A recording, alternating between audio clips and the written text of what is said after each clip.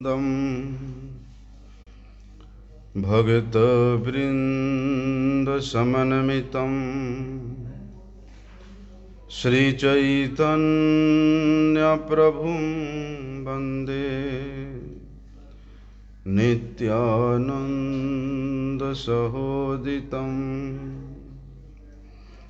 श्रीनन्दनन्दनं वन्दे राधिका चरणद्वयं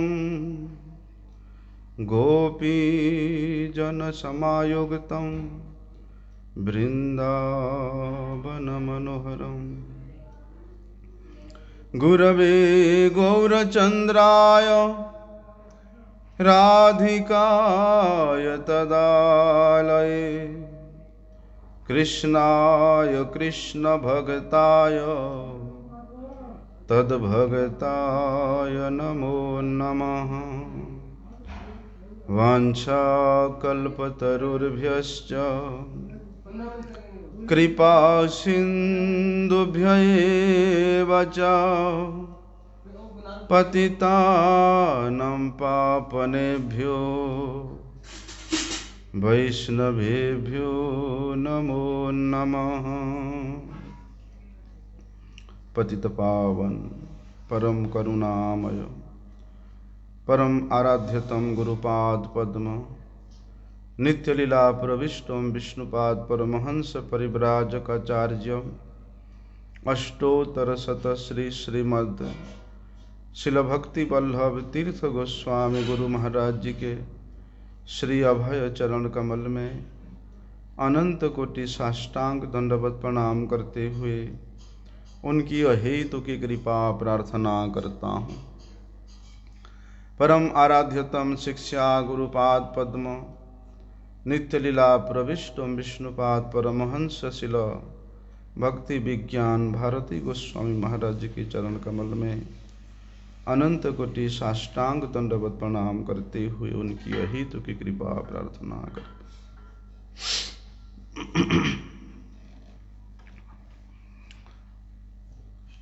कहते हैं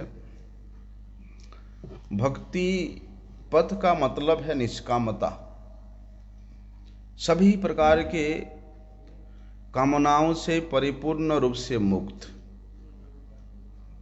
जैसे कि रूप गोस्वामी जी वर्णन करते हैं, अन्याभिलाषिता शून्यम ज्ञान कर्मादि अनावृतम आनुकूल्येन कृष्णानुशीलनम भक्तिर उत्तमा। अन्याभिलाष मतलब क्या है? वेद में जो अभिलाषा के प्रति निषिद्ध किया है, बहुत सारे अभिलाषा है, लेकिन एक भक्त के लिए कृष्ण सेवा के व्यतीत और दूसरा कोई आशा नहीं रहता, कोई अभिलाषा नहीं रहता है। लेकिन कहते हैं वेद विहित वेद निषिद्ध अभिलाष से परिपूर्ण रूप से मुक्त होना ही निष्कामता है। अभी भाई वेद तो सभी प्रकार के फल के विषय में वर्णन करते हैं, कर्म का फल, योग का फल, ध्यान का फल, तपस्या का फल वर्णन करते हैं। लेकिन कहते हैं वेद की जो वास्तविक तात्पर्य है वो है श्रीमद् भागवत। सर्व वेद इतिहासानाम सारम सारम समुद्रितम। बल्कि सभी प्रकार के वेदों के इतिहास के संहिता के पुराणों के सार स्वरूप है वेद, श्रीमद् भागवतम। इसलिए श्रीमद् महाप्रभु जी ने बोला श्रीमद् भागवतम प्रमाणम अमलम प्रेम पुमार्थ महान। इसलिए श्रीमद् भागवत जो वस्तु को निर्देश करता है वो वस्तु के प्रति जिसका एकमात्र आशा है, अभिलाषा है, उस व्यक्ति का फिर दूसरा कोई विशेष वस्तु के प्रति आशा नहीं हो सकता है। जैसे इस संसार में हमको इंद्रिय सुख चाहिए, सुख सुविधा चाहिए, भोग विलास चाहिए, उससे तो निर्मुक्त होना ही है, बल्कि पारलौकिक सुख के लिए भी प्रयास नहीं करना। अर्थात आप ब्रह्म भुवनाद लोका पुनः आवर्तिनो अर्जुन, ब्रह्मलोक पर्यंत जो प्राप्ति है, स्वर्ग की बात तो छोड़ देते हैं, स्वर्ग तक तो यही बोला है, हैं? तेतम भुक्त्वाम स्वर्गलोक विशालम क्षीण पुण्य मर्त्यलोकम विसंति। पुण्य क्षीण होने के बाद पुनः वही स्वर्ग प्राप्ति का व्यक्ति इस मर्त्य भूमि में वापिस आता है।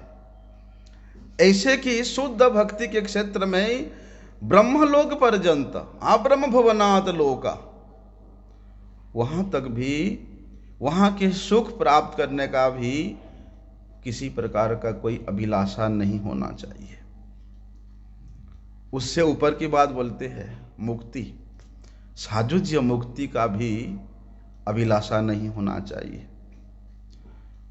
इस पर साजुज्य रूपी जो कैवल्य रूप है उसका भी आशा नहीं होना चाहिए। जो अष्टादश प्रकार के योग सिद्धि है उसके प्रति भी आशा अभिलाषा नहीं होना चाहिए, बल्कि इन सब अभिलाषाओं से, अन्य अभिलाषाओं से अनावृत होकर के, विनिर्मुक्त होकर के केवल श्री कृष्ण का सेवा करने से सर्वार्थ सिद्धि प्राप्त हो जाता है। ना केवल भक्त के लिए बल्कि प्रत्येक जीव का सर्वार्थ सिद्धि केवल और केवल मात्र भगवान गोविंद के चरणों में ही निहित है। क्यों? क्योंकि भगवान श्री कृष्ण ही वे सर्वेश्वरेश्वर है, सभी ईश्वरों के परमेश्वर है, सभी कारणों के परम कारण है। इसलिए वे भगवान नंदनंदन श्री कृष्ण ही हमारा नित्य प्रभु है, वे ही हमारा नित्य पालयिता है। जनक जननी दयित तनय, प्रभु गुरुपति तुहु सर्वमय, वे ही हमारा सब कुछ है। ना केवल मैं बल्कि मेरे परिवार के जितने भी वर्ग है, जितने भी जन है, वे भी उनके ही दास दासी है। बोलते वे भगवान मेरे स्वयं के कर्मफल के अनुरूप मुझे सुख दे, यहां दुख दे, जो कुछ भी उनका इच्छा है वो दे। स्वर्ग में वास देने का इच्छा है या नरक में भेजने का इच्छा है तो मैं सहर्ष स्वीकार करता हूं। मुझे दारिद्र्य बनाना चाहे या धनैश्वर्य बनाना चाहे वो भी उनके ही इच्छा है। नाथ यो निसहस्रेषु जेषु जेषु व्रजाम्यहम्, तेषु तेषु अचला भक्ति अच्युतस्तु सदा त्वयि। यही है शुद्ध भक्ति कि हे नाथ, मुझे अपने कर्मफल स्वरूप आप कहीं भी भेजो, जिस जिस जोनी में भेजने का इच्छा है वहां भेजो। कीड़े मकोड़े बनाने का इच्छा है वो भी बना लो, लेकिन नाथ मैं जहां भी रहूं, जिस जोनी में अभी रहूं, जिस अवस्था में भी रहूं, आपके चरणों की विस्मरण ना हो पाए, अर्थात आपकी भक्तों की संगति मुझे प्राप्त होता रहे। बोलते हैं ना, सुसमीक्ष्यमाणम भुंजान एव आत्मकृतम विपाकम, हृद्वाग बपू भी विदधन नमस्ते, जीवे तजो मुक्ति पदेश दाय भाग, तत्ते अनुकंपाम सुसमीक्ष्यमाणम। बोलते हैं प्रत्येक क्षेत्र में, प्रत्येक मुहूर्त में, प्रत्येक परिस्थिति में, सुख में हो, दुख में हो, भाव में हो, अभाव में हो, बोलते हैं हर क्षेत्र में भगवान के कृपा को अनुभव करने वाला व्यक्ति, क्या बोलते हैं वो, अगर उनका मरने का इच्छा है तो मार दे, और इसके ऊपर उठें तो क्या कहते हैं, अश्लिष्य व पादरताम विनष्टु माम अदर्शनाथ मर्महताम करोतु वा यथा तथा विदधातु लंपटो मत प्राण नाथस्तु सैव ना पर। ये सर्वश्रेष्ठ भाव है, ये श्रीमती राधा रानी का भाव है। इसलिए चलो वहां तक ना पहुंचे कि नाथ आप अपनी इच्छा से मुझे जहां रखना चाहो मैं उसी से ही अपना कल्याण देखता हूं, उसी से मंगल देखता हूं। अगर आप अपनी इच्छा से मुझे नरक में भेजना चाहते हो तो उसी में ही मेरा कल्याण है। सुसमीक्ष्यमानम भुंजान एव आत्मकृतम विपाकम।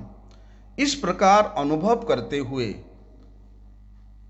किस प्रकार अनुभव करते हुए कि मुझे जैसी भी अवस्था में रखो आपकी ही कृपा है, ऐसा हृदय में अनुभव करते हुए इस संसार में अपने किए कर्मों के फल को भोगते भोगते जाओ।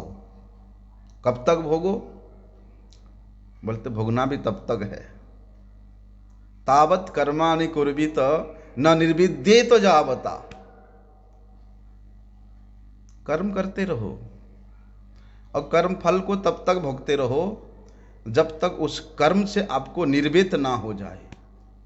निर्वेत मतलब उससे विरक्ति ना हो जाए। कर्मों के प्रति आसक्ति है और विरक्ति भाव लेकर के रहोगे तो विरक्ति का वैराग्य का आचरण नहीं कर पाओगे। इसलिए शास्त्र कहता है कि भाई तुम्हारा ठीक है संसार करने का इच्छा है करो, मना नहीं है।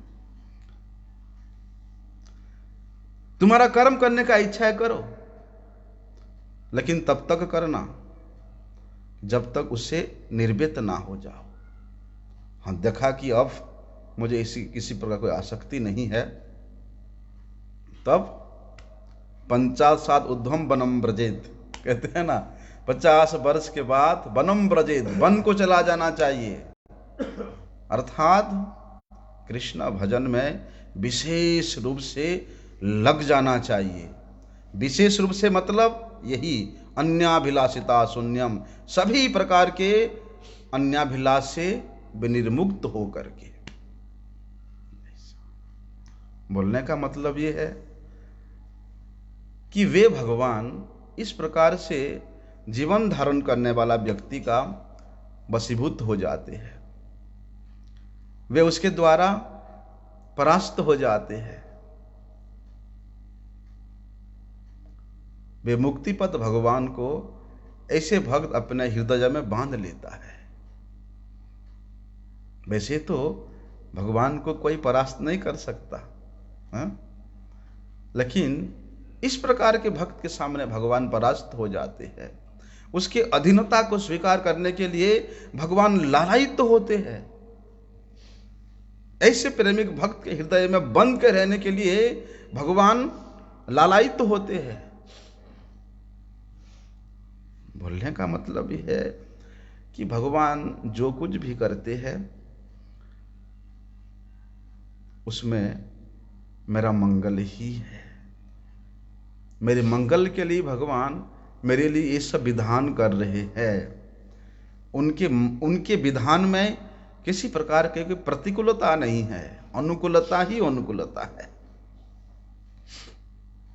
और यहां तक कहते हैं यदि भगवान स्वयं भी आकर के याचना करे, शालोक्य साष्टि सामीप्य सारूपेकत्व अप्युत दीयमानम न गिणन्ति बिना मत सेवनम जना। भगवान स्वयं भी आकर के आग्रह करे कि हे भक्त प्रवर, ये देखो मुक्ति, किस प्रकार के मुक्ति, सालोक्य मुक्ति, मेरे लोक में वास करने वाला, सारूप्य मेरे जैसा रूप प्राप्त करने वाला मुक्ति, षष्ठी, मेरे जैसा ऐश्वर्य प्राप्त करने वाला। सामीप्य, हमेशा मेरे समीप रहने वाला मुक्ति। ये मैं तुमको दे रहा हूं, तुम ले लो। बोलते भगवान देने पर भी, भगवान किस लिए दे रहे? उसके सुख के लिए दे रहे हैं। लेकिन वो मुक्ति रूप सुख में एक चीज नहीं मिलेगा। क्या नहीं मिलेगा? भगवत सेवा नहीं मिलेगा। इसलिए भगवान कहते हैं कि दीयमानम न गृह्णन्ति, मैं मेरे भक्त को याचना करने पर भी वे उसको ग्रहण नहीं करता, लेना नहीं चाहता। किस लिए? बिना मत सेवनम जना, क्योंकि मेरे भक्त मेरे सेवा के व्यतीत एक क्षण काल भी नहीं रह सकता है। इसलिए भगवान का संतोष विधान करना ही भक्त का एकमात्र लक्ष्य होता है। और स्वयं भगवान अभय दान देके तो बोले ही है कि सर्वधर्मान परित्यज्य माम एकम शरणम ब्रज अहम त्वाम सर्व पापेभ्यो मोक्षयिष्यामि मा शुच। जब भगवान ही बोले हैं सर्वधर्मान, मतलब सभी प्रकार के कर्तव्य कर्मों को छोड़ दो। धर्म का मतलब ये केवल धर्म नहीं, सभी प्रकार की आशाओं को छोड़ दो, अन्याभिलाषों को छोड़ दो और केवल मेरे ही आशा करो। लेकिन भगवान की आशा करने पर भी वो भी इतना चतुर है ना, उसमें भी कहीं ना कहीं ठप्पा दे देता है। किस प्रकार का ठप्पा? कहते हैं कि जे करे अमर आस तार करी सर्वनाश।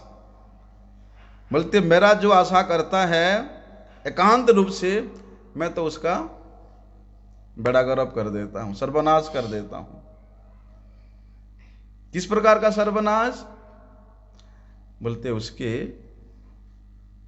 सब कुछ हरण कर लेते हैं और उसको रास्ते का भिखारी बना देते हैं। करो में भिक्षुम पथिगेहहीनम, उसको रास्ते का भिक्षु बना देते हैं, भिखारी बना देते हैं।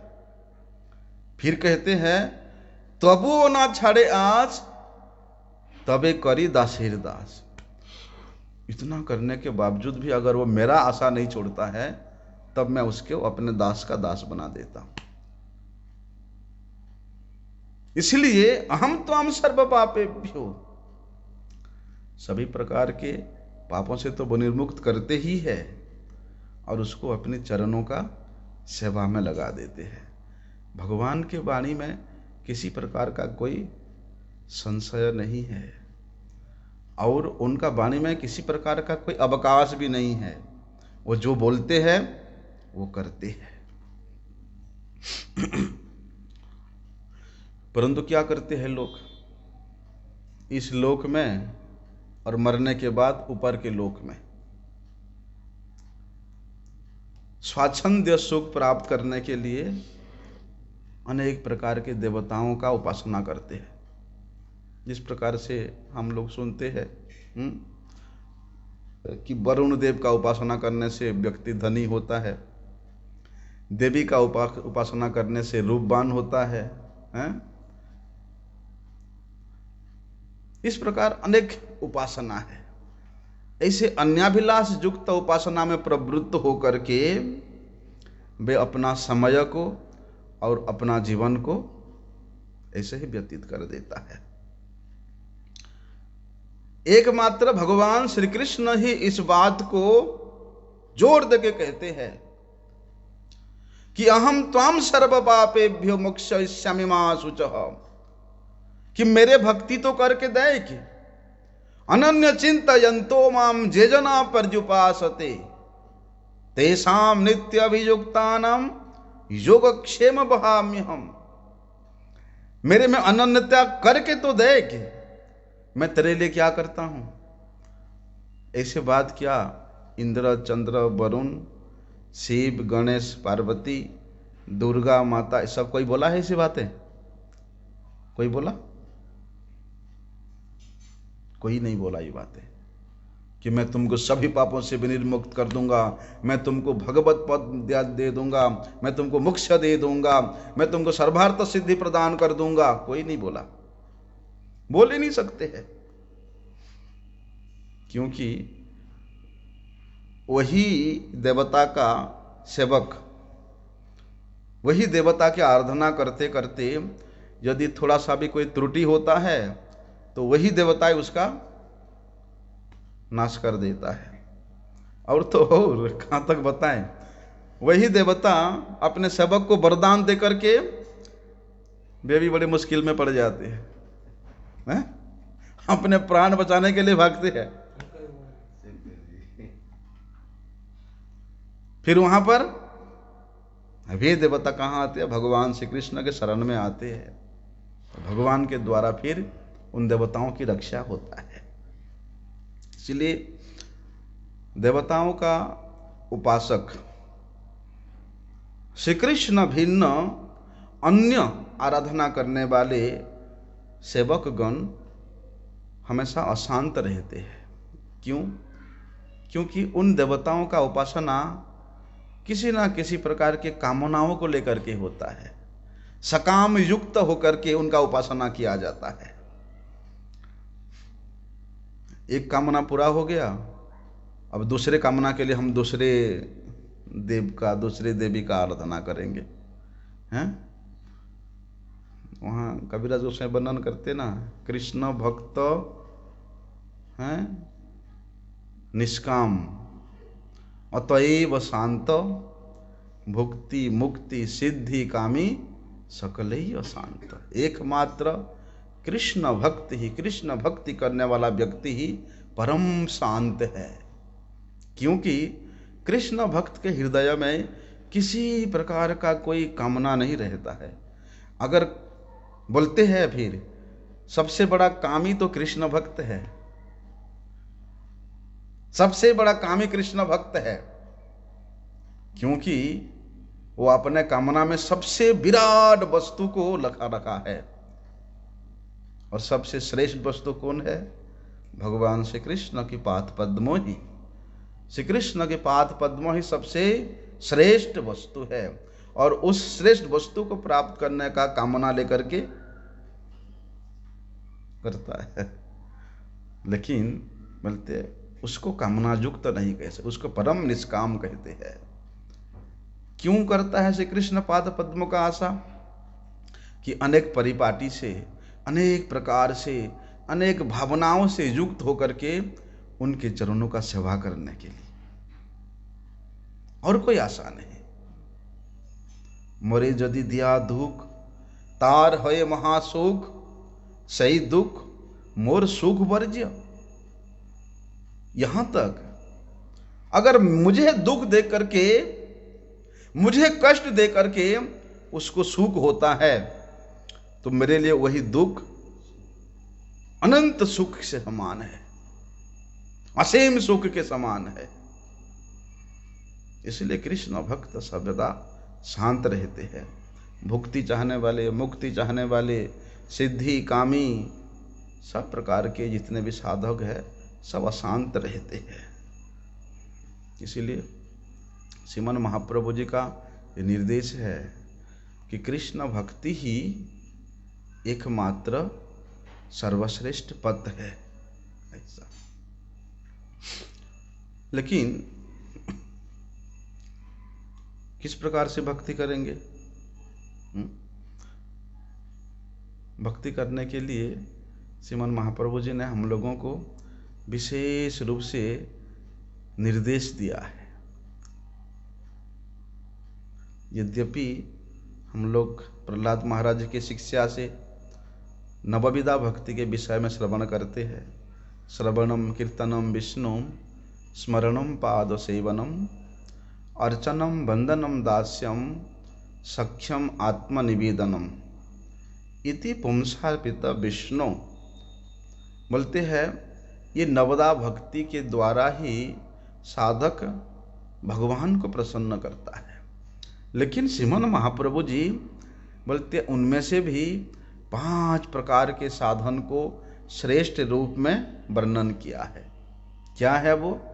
साधु संग, नाम कीर्तन, भागवत श्रवण, मथुरा वास और श्रद्धा पूर्वक श्री विग्रह सेवन। अब बोलते इन पांचों में भी, इन पांचों साधनों में भी वे श्री नाम संकीर्तन को सर्वोत्तम साधन के रूप में, वे सर्वोत्तम साधन है और वही नाम ही सर्वोत्तम सिद्धि है, क्योंकि नाम और नामी दोनों अभिन्न है। अभिन्नत्वात् नाम नामीनो। इसलिए श्रीमन महाप्रभु जी ये 5 प्रकार के साधन का अंग जो बताया, उसमें सबसे पहले क्या बताया? साधु संग। क्योंकि भैया साधु संग नहीं होगा तो नाम कीर्तन नहीं हो सकता है। नाम कीर्तन में रुचि नहीं होगा तो भागवत कथा श्रवण में रुचि नहीं होगा। और जब तक भागवत कथा के माध्यम से ये धाम के महिमा को नहीं श्रवण करेंगे, तब धामवास के प्रति भी हमारा लोभ नहीं होगा। और धामवास में, धाम में जिस प्रकार से भगवत सेवन हुआ है, ब्रजवासी जन, ब्रजजन जिस प्रकार से यहाँ से कृष्ण के सेवा किए हैं, बोलते ब्रज में रह करके, मथुरा वास करके, बोलते उस परिपाटी में सेवा करने के लिए लालसा तब जाकर के जागृत तो होता है। इसलिए श्रीमन महाप्रभु कहे वहां पर, सकल साधन श्रेष्ठ यही 5 अंग, कृष्ण प्रेम जन्माए यही 5 अल्प संग। बोलते सभी प्रकार के साधनों में ये 5 प्रकार के साधन सर्वश्रेष्ठ है। अगर किसी व्यक्ति के भाग्य में, बोलते इन 5 में से एक का भी अल्प संग हो गया है, क्षणिक काल का संग हो गया है, बोलते उसी से उसको कृष्ण प्रेम प्राप्त हो सकता है। क्योंकि संतम एव छिंदंती मनोव्यासंग मुक्ति भी। संत जन अपनी वचनों के द्वारा, वाणी के द्वारा उसके हृदय में जो अनेक जन्मों का गांठ बंधा हुआ है उसको खोल देते हैं। इसलिए लव मात्र साधु संग सर्वसिद्धि होए। इसीलिए कहा है, बोलते हैं एक क्षण काल का साधु संग भी जीव को सर्वसिद्धि श्री कृष्ण प्रेम प्रदान कर सकता है। तार मध्य सर्वश्रेष्ठ नाम संकीर्तन, निरपराध नाम लैले पाए प्रेम धन। बोलते ये 5 प्रकार साधनों में से भी जो द्वितीय प्रकार का साधन है नाम संकीर्तन, वे सबसे श्रेष्ठ है, सर्वश्रेष्ठ है, सर्वोत्तम है। यदि अपराध से रहित होकर से एक भी नाम लिया जाए, वही एक नाम ही उसके हृदय में प्रेम के बन्या प्रवाहित कर सकता है, प्रेम के समुद्र में निमज्जित कर सकता है, प्रेम रूपी धन को प्राप्त कर सकता है। एक कृष्ण नामे যত शक्ति अच्छे, पापी ततर सामर्थ्य नहीं तत पाप कर। केवल कृष्ण नाम में पाप हरण करने का शक्ति है इसे बात नहीं है। बोलते एक कृष्ण नाम कानों के द्वारा हृदय में प्रवेश करके उसके हृदय को परिपूर्ण रूप से पवित्र कर देता है, निर्मल कर देता है। वही कृष्ण नाम कृष्ण रूप में हृदय में विराजित होकर के उसको प्रेम का आस्वादन कराता है। लेकिन ऐसा नाम सुने कहां से हैं? स्मरण रखिए, जब गुरुपाद पद्म हम लोगों को प्रथम बार नाम प्रदान किए थे, उस गुरुमुख पद्म वाक्य को नित्य निरंतर स्मरण करो, हम उसी को ही विस्मृत हो जाते हैं। कि श्री गुरुदेव के मुख से सर्वप्रथम मैंने वो कृष्ण नाम को सुना था। और वही कृष्ण नाम के सुनाइलम रे श्याम नाम, कानेर भीतरो दिया हृदय पसीलगो, मर में भेदिल मोर प्राण। वास्तव में वे गुरुमुख से हमारे श्रवणियों के द्वारा हृदय में प्रवेश किया हुआ वो प्रथम बार का नाम यदि हम स्मरण कर सके, अपने स्मरण पथ पर ला सके, तो वास्तव में वही श्रवण युक्त हरि नाम ही हमारा परम कल्याण कर देगा। हम लोग उसी को ही भूल जाते, स्मरण में नहीं लाते हैं। हरि नाम हुआ तो हो गया क्या है। इसीलिए कहते हैं यद्यप्यन्या भक्ति ही कलो कर्तव्य तदा कीर्तनाख्या भक्ति संजोगे नैव। इसलिए गुरुमुख से जिस नाम को हम लोग श्रवण किए हैं उस नाम को कीर्तन करना ही हमारा एकमात्र कर्तव्य है। क्योंकि भैया कलियुग के जीव का जो आयु है यह अति अल्प है। इस अल्प आयु के मध्य में अनेक प्रकार के प्रलोभन, अनेक प्रकार के भोगाशा हमारे चित्त को विक्षुब्ध कर देता है, और उस विक्षुब्ध चित्त में जीव जर्जरित होकर के अनेक प्रकार के समस्या का सामना करना पड़ता है। विक्षुब्ध चित्त में क्या कहते हैं वहां पर कि प्रायण ह्यल्प आयुषहा लभ्यः कलावस्मिन् जुगे जनः, मंदः सुमंदमतयो मंद भाग्य उपद्रतः। फिर भी कहते हैं कलियुग अनेक प्रकार के दोषों का खान है, और कहते हैं कली ही सत्वहरम पुंसाम। बोलते ये कली प्रत्येक क्षण जीव के परमायु को हरण करता रहता है। जिस प्रकार से सूर्य उदय होकर के अस्ताचल को जाते जाते वे दिन को हरण करते हुए जाते हैं, ठीक उसी प्रकार ये कली भी जीव का परमायु को हरण करता हुआ जाता है। लेकिन अनेक प्रकार के दोषों का खान होने पर भी भैया इस कली युग का एक विशेष गुण है। क्या है वो?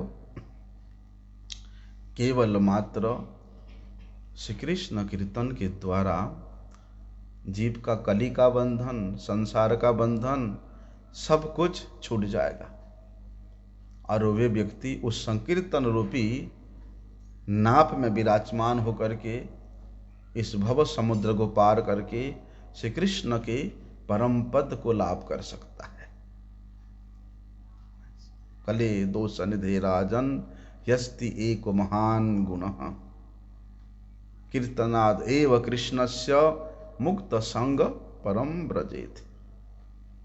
इसलिए श्रीमन महाप्रभु जी ने हम लोगों को ये सर्वश्रेष्ठ निर्देश दिया है, ये सर्वोत्तम शिक्षा दिया है कि भैया अन्य प्रकार के आडंबर पूर्ण उपासना करके कोई फायदा नहीं है।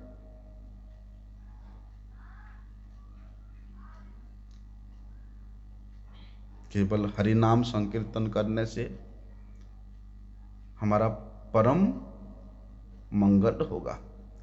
और वो हरि नाम संकीर्तन भी इस प्रकार से कर दिया, स्थान काल पात्र किसी का कोई विचार नहीं रखा। खाइते सोईते जथा तथा नाम लये हैं, देश काल नियम नाही सर्व सिद्धि हुए। किसी प्रकार के कोई नियम भी नहीं रखा। किसी समय भी आप, किसी अवस्था में भी आप कर सकते हो। और इसको सिद्ध करने के लिए स्वयं श्रीमन महाप्रभु जी ने स्वयं आचरण किया, और अपने शिष्य के बराबर एक साधक को गुरु बना करके जगत में प्रेरण किया। नाम हुआ उनका गोपाल गुरु। छोटे से बच्चे गोपाल श्रीमन महाप्रभु जी के साथ रहते थे। नाम में परम निष्ठा, जिस प्रकार आचरण में निष्ठा उसी प्रकार नाम में निष्ठा। तो उस गोपाल को निमित्त बना करके श्रीमन महाप्रभु जी शिक्षा देते हैं कि शौच क्रिया के समय में भगवान का नाम उच्चारित करना ये वेद निषिद्ध है। वेद इसको निषेध करता है। इसलिए श्रीमन महाप्रभु जी उस गोपाल को पूछते हैं कि गोपाल, मैं तो शौच क्रिया के समय में अपने जीवा को पकड़ लेता हूं, क्योंकि ये जीवा मानता नहीं है, ये हमेशा नृत्य करता रहता है। तुंडे तांडव रतिम वितनुते, उस नाम को लेकर के ये हमेशा नृत्य करता रहता है। इसलिए शौच क्रिया के समय में उसको मैं बंद करने के लिए पकड़ लेता हूं। क्या मैं अच्छा करता हूं? तो गोपाल कहते हैं, प्रभु आप तो सर्वज्ञ हो, आप तो सर्वेश्वर हो, सर्वात्मा हो, सर्वांतर्यामी हो, आप मेरे साथ इस प्रकार का व्यवहार क्यों कर रहे हैं? कि भगवान के नाम किसी काल, किसी समय, किसी परिस्थिति में लिया जा सकता है।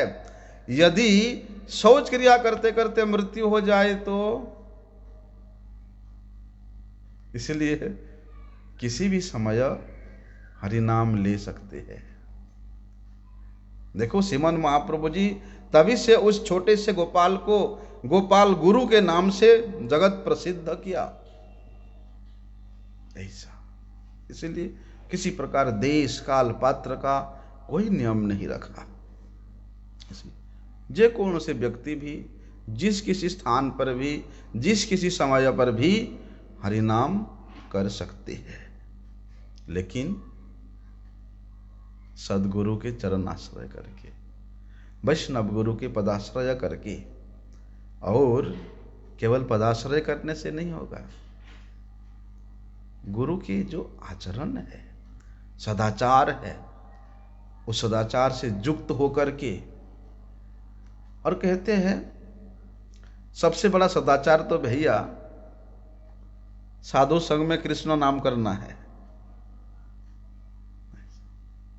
साधु संगे कृष्ण नाम यही मात्र चाहिए। जिस प्रकार से हमारे गुरुजी प्राय ये श्लोक को कहते थे, बार बार कहते थे,